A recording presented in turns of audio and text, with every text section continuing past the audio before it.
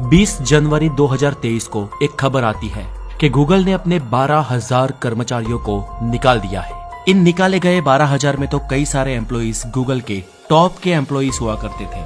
ठीक इसी तरह से मेटा, जूम, नेटफ्लिक्स और ऐसी कई सारी कंपनियों ने अपने एम्प्लॉइज को जॉब से निकाल दिया। ऐसा होने के तकरीबन 1.5 महीने बाद ये खबर आती है कि अमेरिका का एक one of the top bank डूब गया। एम्प्लॉइज को निकालने वाली वो सारी कंपनियां जिनका हमने आगे जिक्र किया वो सिलिकॉन वैली की थी, और जो बैंक डूबा उसका नाम भी सिलिकॉन वैली बैंक ही था।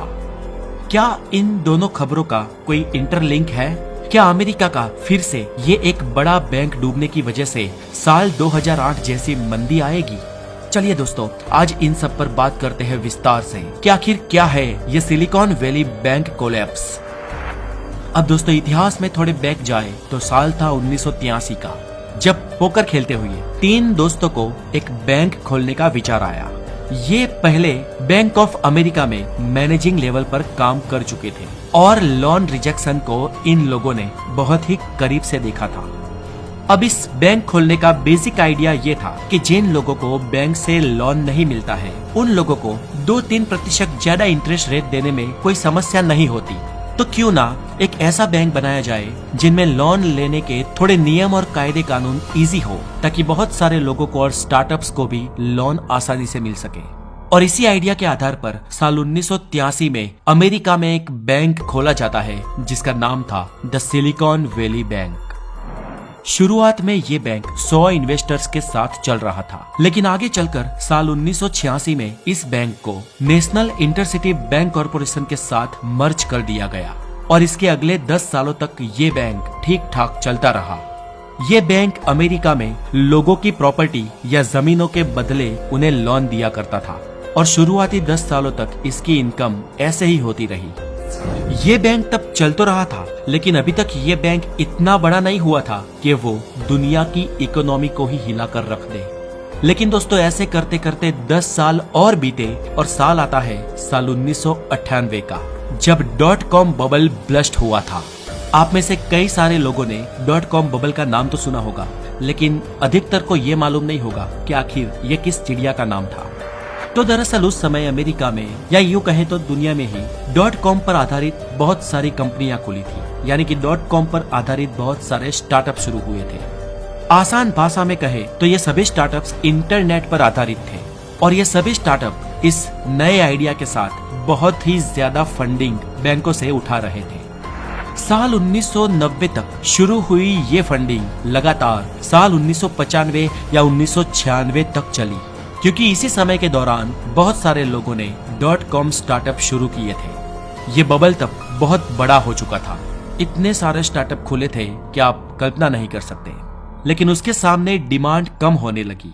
अब ऐसे में बहुत ज्यादा सप्लाई और बहुत ही कम डिमांड के चलते इनमें से लगभग सभी स्टार्टअप्स डूबने लगे और यहाँ पर ब्लस्ट हुआ .com बबल।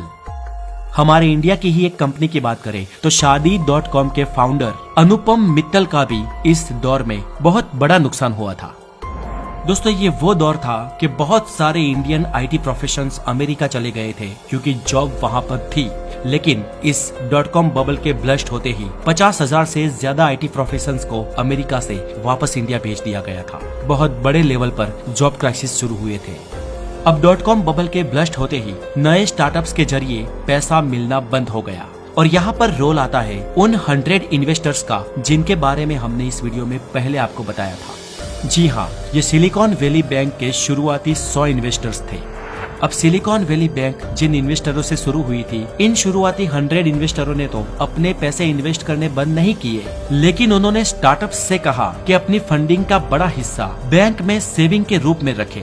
और इस लिंक से इस तरह से बड़े बड़े स्टार्टअप्स सिलिकॉन वैली बैंक से जुड़ते गए और एक समय ऐसा आया कि सिलिकॉन वैली नए स्टार्टअप्स का बैंक बन गया। इसकी पॉपुलैरिटी भी इतनी बड़ी और इस बैंक का कद भी उतना बड़ा। तब से लेकर सालों तक सिलिकॉन वैली बैंक स्टार्टअप्स को लोन देने लगा और अमेरिका में इतने सालों में बहुत सारे स्टार्टअप बने। दोस्तों अब हम लौटेंगे साल 2022 में। इस साल तक ये सिलिकॉन वैली बैंक अमेरिका की सिलिकॉन वैली जितना ही बड़ा बन चुका था। इतने समय में इस बैंक से बहुत बड़े बड़े स्टार्टअप जुड़ चुके थे और इनमें से कई सारे स्टार्टअप्स तो ऐसे थे जो बहुत बड़ी, बहुत ही शक्तिशाली और बहुत दिग्गज कंपनियां बन चुकी थी। इस बैंक में अमेरिका के सबसे बड़े स्टार्टअप यानी कि गूगल, मेटा और नेटफ्लिक्स के पैसे भी मौजूद है। अब साल 2020 और 2021 के कोविड के कारण कई सारी कंपनियों की हालत अच्छी नहीं थी और उम्मीद लगाई जा रही थी कि साल 2023 का साल मंदी का दौर हो सकता है। आसान भाषा में कहा जाए तो मंदी एक ऐसी सड़क है जिस पर कोई भी फ्यूल स्टेशन नहीं है। जिस कंपनियों की टंकी बड़ी है और जिनके पास पर्याप्त फ्यूल है वो इस सड़क को पार कर जाएगी। अब ये SVB यानी कि सिलिकॉन वैली बैंक इन कई सारे स्टार्टअप्स का बहुत बड़ा ईंधन जला चुकी थी। अगर बात करें बैंक की वैल्यूएशन की तो इस बैंक ने पिछले 40 सालों में अपनी वैल्यू को कई 100 बिलियन डॉलर तक का कर लिया था। और जैसे कि आपको पता है कि इसमें कई सारी दिग्गज कंपनियों का पैसा भी शामिल था। और वैसे तो सिलिकॉन वैली बैंक का सूरज यूं ही चमकता रहता, लेकिन समस्या शुरू होती है कोविड के कारण। कोविड से पहले सिलिकॉन वैली बैंक के पास बड़ी कंपनियों का पैसा मौजूद था और मंदी आने के आसार भी साफ नहीं थे। हालांकि फेल होती हुई कंपनियां ये तो बता रही थी कि मंदी आएगी, लेकिन उन्हें पता नहीं था कि मंदी कब आएगी। खैर, बात करें सिलिकॉन वैली बैंक की तो कोरोना वायरस आया और लगातार 3 साल प्रभावित हुए। कंपनियां सर्वाइवल मोड में आ गई और उन्हें अपना कैश फ्लो बनाए रखने के लिए सेविंग की जरूरत पड़ने लगी, जो सेविंग इन कंपनियों ने सिलिकॉन वैली बैंक में रखी थी। अब धीरे धीरे इन कंपनियों ने अपनी सेविंग सिलिकॉन वैली बैंक से निकालना शुरू कर दिया और SVB के पास कैश रिजर्व कम होने लगे और सारी समस्या यहीं पर छुपी हुई थी। जब इन कंपनियों ने अपनी सेविंग्स इस बैंक में रखी थी तब तो सिलिकॉन वैली बैंक के पास पैसे थे और अभी तक थे, तो फिर पैसे गायब कहां से हो गए? अब दोस्तों, आपका सवाल ये होगा कि जब इन कंपनियों ने सिलिकॉन वैली बैंक में अपने पैसे जमा कराए थे, तो जब इन कंपनियों को अपने पैसों की जरूरत पड़ी तो इस बैंक में पैसे हैं क्यों नहीं? तो अब इसका कारण है सिलिकॉन वैली बैंक की इन्वेस्टमेंट्स। दोस्तों, दुनिया के बैंक्स अपने पैसे बहुत सारी जगहों पर इन्वेस्ट करते हैं और जब उनके निवेशकों को जरूरत पड़े तब बैंक्स अपने एसेट्स बेचकर भी उनका पैसा वापस देते हैं। जनरली यहाँ पर भी बैंकों का कोई खास नुकसान नहीं होता, लेकिन सिलिकॉन वैली बैंक के साथ ऐसा नहीं था, क्योंकि उस समय इस बैंक ने बॉन्ड्स में इन्वेस्ट किया था। शेयर मार्केट में अपना पोर्टफोलियो बनाने वाले लोग ये जानते होंगे कि बॉन्ड्स कुछ इस तरह के होते हैं जिन पर कई लंबे समय तक निवेश किया जाए तभी वो फायदा देते हैं, वरना नुकसान भी हो सकता है। अब सिलिकॉन वैली में जब लोग उनका पैसा लेने आ गए तब इस बैंक को ये नुकसान भी उठाना पड़ा और नुकसान उठाते उठाते नौबत ये आ गई कि इस बैंक के सारे बॉन्ड्स खत्म हो गए और अब हालत ये बनी कि ऑन पेपर तो उनके पास पैसा जमा थे, लेकिन दरअसल वास्तव में बैंक के पास पैसे ही नहीं थे, उनकी तिजोरियां ही खाली थी। और इस तरह यहाँ पर हम लोग आसान भाषा में ये कह सकते हैं कि सिलिकॉन वैली बैंक तो डूबा सो डूबा, लेकिन उसके साथ अमेरिका की सिलिकॉन वैली के कई सारे स्टार्टअप्स भी डूब गए। चलिए दोस्तों, अब जानते हैं कि ये पूरा रायता जो फैला है वो दुनिया को किस लेवल पर असर करेगा। सबसे पहले तो इस बैंक में जो बड़े पैसे फंस चुके हैं उसके कारण ही समस्या शुरू होगी। कई सारी बड़ी बड़ी कंपनियों का कैश रिजर्व इस बैंक में मौजूद था और अब इन सारी कंपनियों के लिए उनका कर्ता धर्ता, उनका माए बाप बस एक ही शख्स है और वो है अमेरिकन गवर्नमेंट। अब इस बैंक में निवेशक सिर्फ अमेरिका की कंपनियां ही नहीं, लेकिन दुनिया भर की कई सारी कंपनियां इसमें थी, जिनमें भारतीय कंपनियां भी हैं। तो दोस्तों, अब आगे क्या होगा? क्या इन कंपनियों का पैसा हमेशा के लिए डूब जाएगा और क्या इनके कारण दुनिया की अर्थव्यवस्था पर कोई बड़ा फर्क पड़ेगा? अगर डूबते हुए पैसे की बात करें तो सिलिकॉन वैली आज सेल पे लगा हुआ है और उसे कुछ बहुत बड़े लोगों में से कोई खरीदार भी मिल जाएगा, लेकिन ओवरऑल लोन और क्रेडिट्स की बात करें तो समस्या यहाँ पर खत्म नहीं होती है।